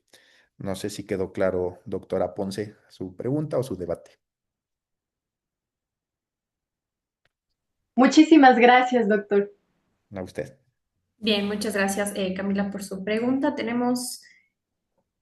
Bien, me parece que no tenemos otra mano levantada. Le agradecemos, doctor, por acompañarnos el día de hoy con su intervención. Esperamos poder encontrarnos en otros espacios de debate, justamente el tema que requiere que existan más diálogos sobre esto. Vamos a dar paso a la siguiente intervención que tenemos prevista para la agenda del día de hoy. Vamos a dar lectura justamente de la presentación de la doctora Mercedes Paredes, quien es psicóloga clínica por la Universidad de la SUAY, máster en intervención y mediación familiar por la Universidad de Sevilla en España, máster en psicología con mención en psicología forense por la Universidad Particular Internacional. Nos acompañará el día de hoy con un análisis desde la psicología clínica sobre la etapa post-adoptiva. Bienvenida, doctora. Buenas tardes, muchísimas gracias. Hola con todos y todas. En realidad, como ya menciono, mi nombre es María Mercedes Paredes y estoy aquí en realidad con el objetivo de poder capacitar y poder sensibilizar a todos los profesionales que se encuentran en este acompañamiento, incluso antes de una adopción y post-adoptivo también, entendiendo que la adopción no termina únicamente con la entrega legal, ¿no? Sino también con un proceso continuo en el que tiene que existir un seguimiento donde hay un apoyo psicológico, social y obviamente legal también, ¿no? Aquí buscamos fortalecer las competencias interdisciplinarias para prevenir riesgos de rupturas adoptivas y para promover también esta parte emocional de la integración plena que tienen los niños o niñas y adolescentes también que se encuentran dentro de estos procesos, tomando en cuenta como referencia la realidad que tiene nuestro país en relación a otros países. Yo igual iré haciendo como referencia en comparación de los países donde yo he tenido la oportunidad de capacitarme y poder entender un poco más sobre estos procesos que son España y Chile para que podamos igual ir entendiendo. Voy a hacer una presentación para que podamos ir un poco más claros.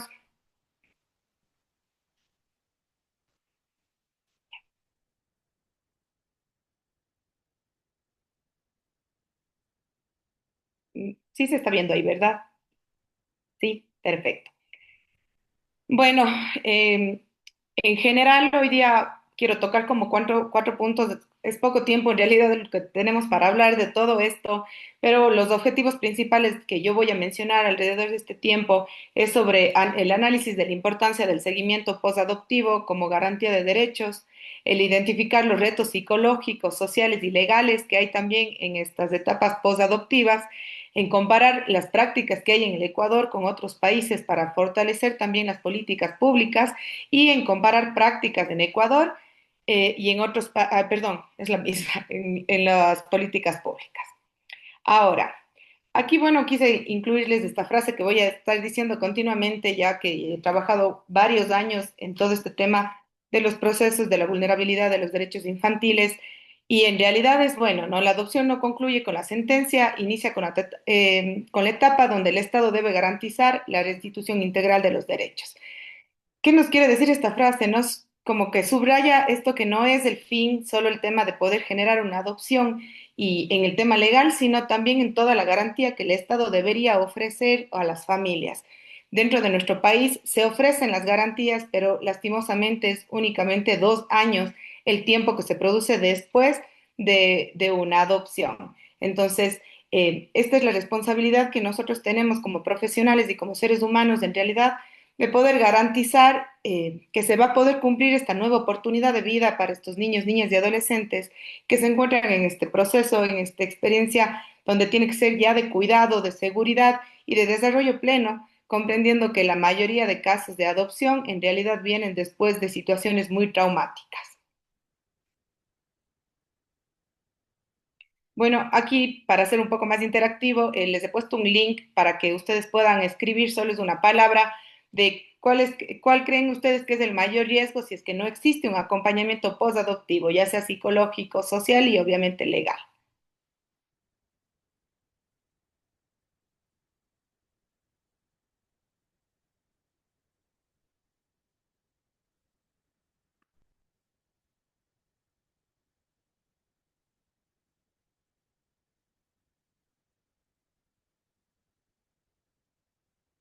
Es que si pueden ingresar, me avisa. Ah, ya, perfecto.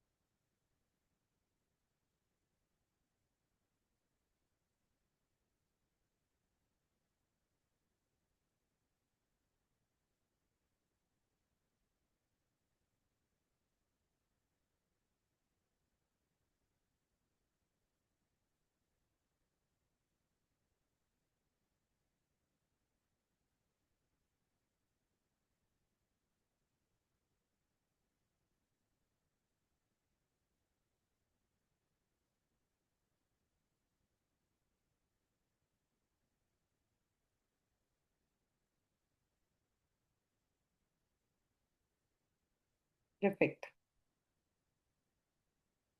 Bueno, la mayoría han puesto, ¿no? Como este tema de la vulnerabilidad de sus derechos, el tema de abandono, eh, bueno, hay el tema de abuso infantil que realmente sucede y es bastante triste porque vuelven a repetir historias que ya han experimentado lastimosamente con su familia biológica, pero justamente a eso es lo que pretende llegar estos seguimientos y todas estas proformas o propuestas que se están planteando dentro del personal que estamos cercano a esto para poder evitar justamente o por lo menos contribuir, porque también tenemos que ser conscientes de la realidad que vivimos a nivel mundial, no únicamente de nuestro país, pero sí poder contribuir y por eso es súper importante estos espacios de capacitación para que podamos entender cuál es nuestro rol y podamos tener justamente este conocimiento sobre cuáles son los riesgos que existen, ¿sí? Bueno, como sabemos, en el Ecuador existen 350 niños que son declarados adoptables al año y la mayoría de estos tienen este tema de abandono prolongado, trauma por separación y este tema de la separación por hermanos, que es también un conflicto que se presenta en la adopción en nuestro país. Yo trabajé muchos años en una casa de acogida y lastimosamente los hermanos no suelen ser adoptados porque en realidad tienen que dividirles y también se vulnera el derecho de ellos de tener una familia, de poder crecer juntos como hermanos, ya que son la única familia biológica que tienen. Entonces, aquí tenemos como consecuencias psicológicas bastante significativas, que era lo que mencionábamos, ¿no? Este tema de la sensación de desamparo también que algunos pusieron, la baja confianza que existe en los demás, a sí mismos, y aquí se puede empezar a desarrollar una creencia incluso de que no son dignos de ser amados. No importa la edad, igual en nuestro país la mayoría de casos de adopciones van sobre los 5 años, entonces los daños ya están un poco impactados dentro del sistema de una persona, del sistema cerebral y demás. Tenemos este tema del abandono prolongado también, pues entender que la mayoría de estos niños no vienen con cuidados extensos de progenitores o de una figura estable, ¿no? Y este tema del trauma por institucionalización, que es lo que mencionábamos igual, yo tuve la oportunidad de trabajar también en España y lastimosamente si yo comparaba, por ejemplo, en España, en toda España existe solo una casa de acogida que es para riesgos en realidad extremos, en donde no se puede derivar a estas familias de acompañamiento que llaman allá y aquí lastimosamente, bueno, yo soy de Cuenca, soy de Azuay y solo en el Azuay, en aquel entonces que era más o menos 4 años, existían unas 16 casas de acogimiento. Entonces, también para que vayamos comprendiendo cuál es la realidad que nosotros tenemos en nuestro país y cómo la mayoría de casos son institucionalizados, que es el proceso, pero ya vienen con un trauma adicional, no solo ser desprendidos de su familia progenitora porque un niño no entiende que está siendo vulnerados sus derechos, sino también que empiezan a tener otras experiencias y otra vez la desconfianza de enfrentarse a personas donde no están constantemente. Bueno, aquí las consecuencias un poco generales, ¿no? Es de esta inseguridad de apego que tienen, es el miedo al rechazo también y las dificultades de regulación emocional.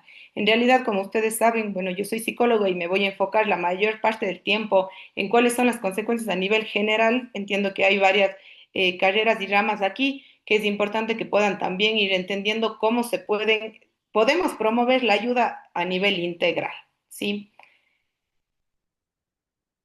Bueno, nosotros en el Ecuador, como ya les mencionaba, tenemos este seguimiento posadoptivo que en el Ecuador y en algunos países se exige, ¿no? Que es después de la adopción y hay un periodo que hay que verificar, obviamente, que el niño pueda estar adaptado en su nueva familia, que esté adaptado a la sociedad y en todo lo que él ha vivido en relación al trauma. Pero lastimosamente tenemos también un vacío institucional. Una vez que se cumplen estos 2 años, no existe un sistema establecido permanente en nuestro país que permita perdón, acompañar a estas familias. El niño y la familia se quedan sin apoyo formal, aunque la construcción del apego y los retos emocionales no van a terminar en los 2 años.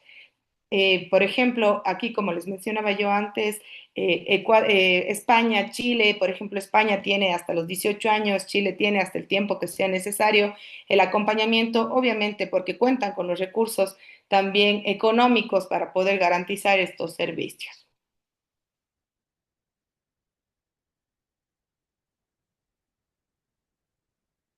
Aquí tenemos las consecuencias psicológicas y sociales que también tenemos, ¿no? Por ejemplo, para el tema de los niños ante este vacío legal, ¿no?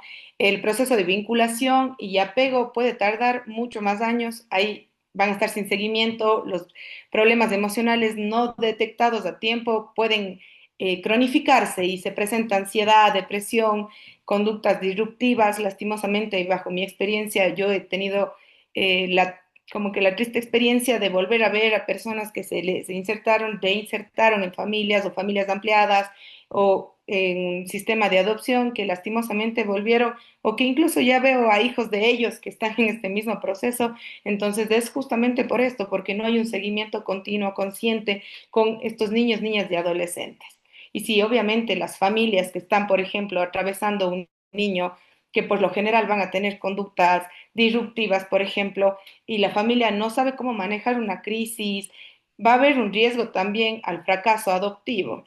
Le escuchaba antes al ponente y mencionaba sobre este tema de qué hacer, ¿no? Cuando la familia adoptiva dice, no quiero ya seguir asumiendo la adopción, pero en realidad, y que obviamente es una realidad de nuestro país, yo lo veía y vivía eso, no solo con padres adoptivos, tenía padres y madres que de verdad no querían asumir la crianza de sus hijos, que obviamente se entraba a un proceso legal ya de abandono, pero que tenían justamente por las conductas, siendo padres y madres, obviamente ante sus situaciones, no querían tampoco asumirlas. Entonces, también para que podamos entender la magnitud de padres biológicos y padres adoptivos también.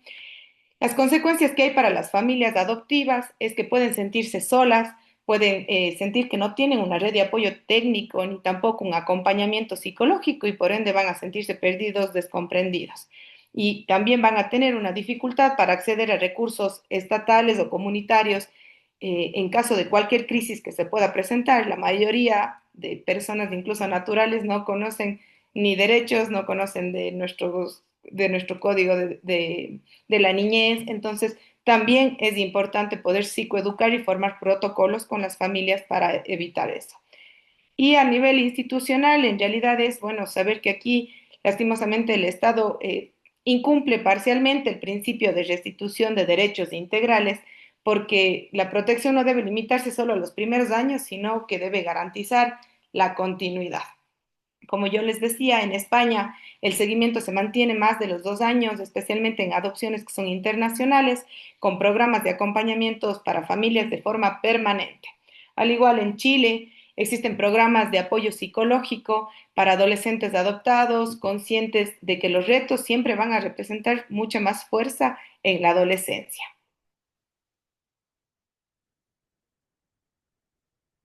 dentro de la etapa psicológica posadoptiva, tenemos también los posibles efectos que, a pesar de que existan todo este tipo de acompañamientos, también hay una realidad y es el impacto al trauma que todo niño, niña y adolescente que ha sido vulnerado va efectivamente a presentar. Entonces, aquí tenemos este tema que ya les mencionaba, el apego inseguro, trastornos de conducta, crisis de identidad. Y aquí la importancia que tiene nuestro rol en el tema psicológico es, por ejemplo, fortalecer el apego seguro, acompañar al proceso de identidad, reducir también la transmisión de que se siga continuando con familias, como les mencionaba de mi experiencia, y en realidad no es solo psicológico este acompañamiento, sino también es importante el papel que pueda cumplir el abogado, el trabajador social, porque también ellos generan vínculos con los niños, niñas y adolescentes que se encuentran en ese proceso. Recordemos que a la final, si el Estado puede estar velando por ellos y restituyendo, buscando restituir sus derechos, nosotros somos los representantes de eso y somos los que estamos con ellos de una forma más viva y humana para poder garantizar este derecho en ellos. Bueno, en la etapa posadoptiva también tenemos modelos de intervención, que esto ya es un poco más con el enfoque psicológico, que es, siempre tiene que ser el modelo de apego terapéutico, es poder fortalecer la confianza que tiene el niño con las figuras, con los progenitores, ¿sí? O con las figuras de cuidado en este caso, y comprendiendo que el tema de apego, lastimosamente, los niños y niñas que son vulnerados o que son expuestos a trauma, desarrollan un apego inseguro, tienen bajas habilidades sociales, baja capacidad de regulación emocional, entonces baja autoestima y todo esto es lo que va provocando también un riesgo a que pueda existir un fracaso adoptivo. Tenemos los grupos de apoyo para familias posadoptivas, deberían existir grupos donde estén niños, donde estén padres que puedan compartir las mismas experiencias, donde se pueda disminuir el aislamiento, porque justamente hay este estigma, ¿no? De yo soy adoptado o él no es hijo de esta familia, y eso también hace que las familias de una u otra forma hasta escondan, muchos conocemos, ¿no? Que se enteran ya de adultos que han sido adoptados en su infancia o en su adolescencia, y en realidad eso es algo que se tiene que evitar. El tema de la psicoeducación en las familias adoptivas es el entrenamiento de manejo de conductas difíciles, brindar técnicas de disciplina positiva, el manejo a la narrativa, de todo esto de los protocolos de adaptación que es después de la adopción, y el tema de intervención en crisis, porque nada va a ser un proceso lineal, mucho menos en estos casos, y es la disponibilidad que tenemos que tener nosotros los profesionales justamente para evitar que se vuelva a romper un vínculo en la vida de ese niño, niña o adolescente, o que exista este riesgo de fracaso adoptivo. El rol del Estado y políticas públicas desde la psicología. La restitución de los derechos no termina en el acto jurídico, como ya lo mencionaba, sino más bien es importante entender las políticas que necesitamos, ¿no? Por ejemplo, extender el seguimiento psicológico más allá de los 2 años, mantener y poder crear programas comunitarios para poder dar este apoyo a la familia, poder también articular una red de salud mental, educación y protección social, incluyendo estos protocolos de formación para las familias adoptivas, para que sea esto durante, antes y después. ¿Sí? Ahora, el enfoque social y comunitario, porque también es importante el rol social que cumple aquí, porque aquí implica el tema de la inserción social hacia la escuela, hacia la comunidad, hacia las redes de apoyo. La adopción no solo es un proceso jurídico, sino también es un proceso social, ¿sí? Y de restitución de sus derechos y de todo lo que podemos garantizar, no solo en una familia, sino a nivel integral. Aquí, por ejemplo, tenemos los retos sociales que se dan en la etapa posadoptiva, como la adaptación familiar, el ajuste que tiene que haber entre el niño y los nuevos cuidadores, este estigma social, que son los prejuicios hacia la adopción, él no es hijo de sangre, o los ejemplos que incluso pusieron antes de que empiece yo con mi ponencia, la integración escolar y comunitaria también, porque aquí hay un riesgo de discriminación, de necesidad de apoyo educativo, que en realidad, a pesar de que como profesionales podamos estar velando y buscando restituir esto, lastimosamente dentro de las instituciones también suele existir mucho este tema de discriminación por el tema de adopción. Aquí, ¿cuál es el rol del trabajador social? Pues bueno, son este tema de visitas domiciliarias, el poder orientar, sostener, acompañar a la familia en los recursos comunitarios, la mediación también en conflictos que se van a presentar, en especial en la adolescencia, como ya les contaba, que es la etapa mucho más fuerte, puesto que ya son más independientes, más autónomos, algunos suelen salirse de casa, no quieren volver, o suelen haber como denuncias incluso de maltrato, y entonces tiene que haber siempre un acompañamiento continuo y una permanencia ahí, ¿ya? Ahora, el tema del principio de restitución de sus derechos, la adopción debe garantizar siempre el derecho a la permanencia de estar en una familia, evitar este tema de reinstitucionalización, el tema de identidad y el tema de protección integral. ¿Por qué es importante el tema de identidad? Porque esto le permite a la persona tener un progreso a lo largo de su historia y no quedarse justamente en la vulnerabilidad, como antes se mencionaba, sino en que esta situación que vivió se maneje como una situación de vulnerabilidad para así evitar que esto se siga repitiendo a lo largo del tiempo. También tenemos un rol súper importante, que es el rol de los abogados, de la defensoría, que es vigilar el cumplimiento de los derechos posadoptivos, obviamente, impulsar también, porque no son solo en cada caso que quizás podemos trabajar, sino también con la responsabilidad social que tenemos, el impulsar las reformas que existen para que el seguimiento pueda ser más prolongado, y algo que es súper importante, coordinar el trabajo con psicólogos, con trabajadores sociales, para poder trabajar ya con un enfoque multidisciplinar donde podamos formar un equipo, porque seríamos básicamente dentro del Estado nosotros la casa para esos niños, niñas y adolescentes.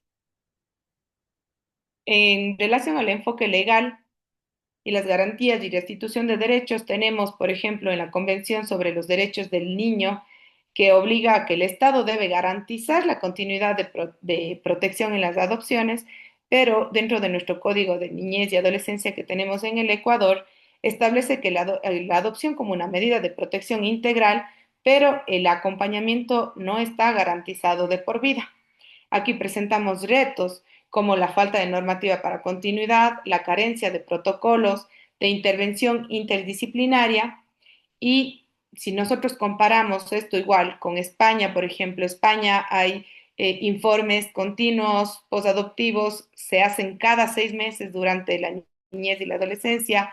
En Chile, el Estado está obligado a garantizar el seguimiento psicosocial hasta la mayoría de edad, hasta que sea necesario para que estos niños, niñas y adolescentes puedan ser también insertados después de una forma saludable. Ahora, dentro de las estrategias como un modelo sostenible, como una propuesta, ¿no? Que me pareció interesante poder colocar, sabiendo que nosotros podemos ser también quienes contribuimos en estas propuestas, y para que puedan conocer y tener más conocimiento o recomendaciones, pues he colocado aquí como dentro de las tres áreas, ¿no? El tema de la psicología, del trabajo social y del tema legal, las evaluaciones periódicas del apego, la identidad, de salud mental, la terapia familiar, el acompañamiento. Dentro del trabajo social está el seguimiento socioeconómico, la integración comunitaria, las redes de apoyo entre familias adoptivas también. Y dentro del tema legal están los protocolos de restitución de derechos para poder detectar justamente si es que existe negligencia o violencia, las reformas para que se puedan extender el seguimiento hasta que sean adultos, y la capacitación a jueces y a defensores también en relación al trauma infantil. Ahora, aquí igual me gustaría que puedan escanear, solo cambiar, para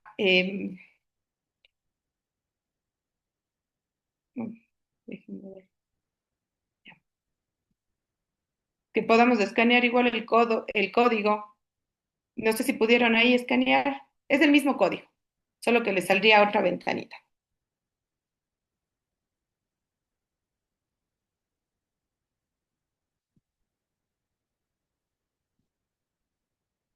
Y dice, ¿no? Una palabra clave para fortalecer la posadopción en el Ecuador es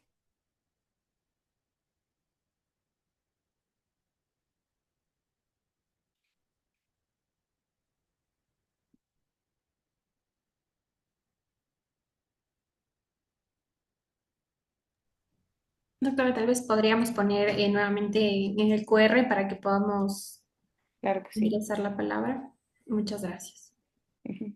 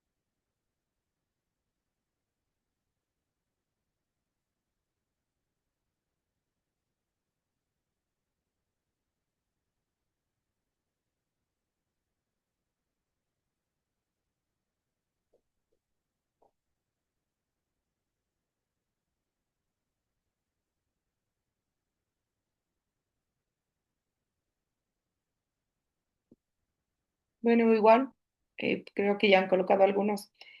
Aquí podemos observar, ¿no? Bueno, dentro de la segunda pregunta, que es un poco más qué palabra puede ser clave para esto, que más o menos de las que leo, existe este tema de fortaleza, de poder supervisar también, de tener las capacidades, del conocimiento para poder abordar estos temas, comprendiendo que a nivel global, nuestro país no tiene la mayoría de casos de adopción. En realidad hay muchísimos casos, pero como les decía, más o menos hace unos 3 4 años habían 12 casas de acogida solo a nivel de la SUAY. Deben haber muchas más al nivel de nuestro país, entonces eso significa que todos estos niños, niñas y adolescentes están y continúan dentro de instituciones en donde se puede garantizar por lo menos que están protegidos y seguros, pero estamos vulnerando su derecho a una familia, el derecho de poder crecer en todo este entorno. Y bueno, para terminar, igual solo recordarles nuevamente que la adopción no es solo un acto jurídico, sino que es todo este proceso de restitución emocional, social y legal que va y requiere continuidad y corresponsabilidad del Estado. Esa es toda mi intervención. Igual quedo abierta a dudas o lo que necesite. Muchas gracias, doctora, por su intervención. Les invitamos a los asistentes a realizar las preguntas que tengan en este momento. Pueden levantar la mano para hacerlas o colocarlas en el chat.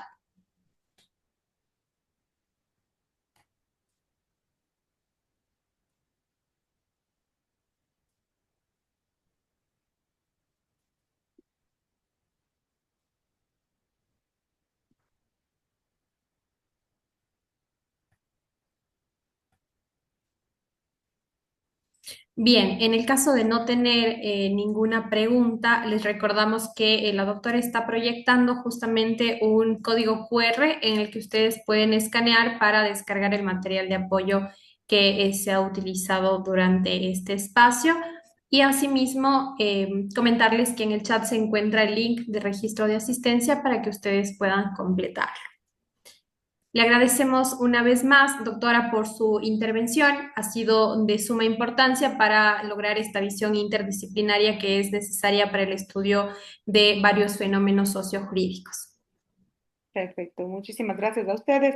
Dentro del material están guías de apoyo también para que puedan seguir ciertos protocolos. Está la presentación que tuvimos y cualquier inquietud o lo que necesiten, estoy a las órdenes. Muchas gracias, doctora. Bien, les recordamos igualmente ingresar sus datos en el registro de asistencia que se encuentra en el chat para la emisión de los certificados del presente programa de capacitación. Al no tener más preguntas ni aportes, vamos acercándonos al final de esta jornada, no sin antes agradecerles a cada uno de ustedes por su compromiso y asistencia a este espacio de parte de la Escuela Defensorial de la Defensoría Pública del Ecuador y del Instituto Iberoamericano de Leyes y Economía. Queremos agradecerles a las personas que han asistido el día de hoy como ponentes, asimismo a los asistentes por su participación en este encuentro académico. Esperamos que tengamos muchos más espacios en donde reafirmamos nuestro compromiso en la capacitación y en la generación de diálogos que fortalecen la justicia y el acceso a la justicia también. Gracias por acompañarnos y esperamos encontrarnos en una próxima oportunidad.